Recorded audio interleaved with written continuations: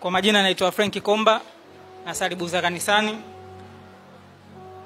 Mashindano haya kuanzia ya mwanzo kabisa mpaka ya tarehe 16 nijikuta tu ni kwamba nipo katika itifaki, nafsi imeniambia kwamba kashiriki, nikaanza mazoezi mpaka kwenda kufanya kazi.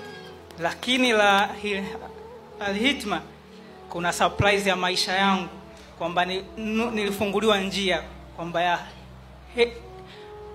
heri katika majukumu yangu ya kazi. Kwa hiyo nikaona si vyema ngoja nihamie kwenye dini ya kweli. Nimekuwa Mkristo ambaye kwenye majambo ya Kiislamu na shiriki, siangalii maslahi. Sasa serikali ya Zanzibar ikaniona, nikaona si vyema naenda kutekeleza majukumu, lakini ngoja nihamie kwenye dini ya kweli. Kutokubagua ndio panifanya riziki yangu ifunguke. Sina ndugu wa Kikristo waliamua kunishika mkono, ila katika Uislamu ndio mlango wangu wa riziki umefunguka.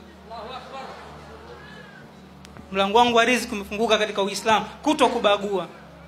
Kutokubagua, kujituma kwa hali na mali, ndio mlango wangu wa riziki umefunguka.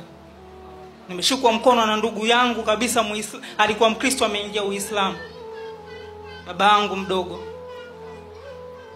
Nimeona maisha yao wanaoishi, maisha matakatifu, hakuna pombe, hakuna sigara, ni ibada, kazi, na wana maisha mazuri. Lakini kwenye Ukristo sikuweza kushikwa mkono hata mtaji wa kufanya biashara wala kwenda mali asili. Nilienda kwa juhudi zangu mimi mwenyewe mpaka natoka. Lakini nimekuja huku kwenye kujitolea tu, huku Sumaujata, Jaimati, kwenye itifaki, majukumu ya kidini sibagui. Mlango wangu wa riziki umefunguka. Nawashukuru sana kwa mashindano yale.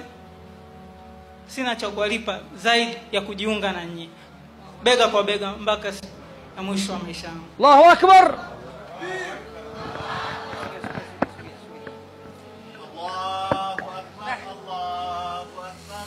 Allahu Akbar.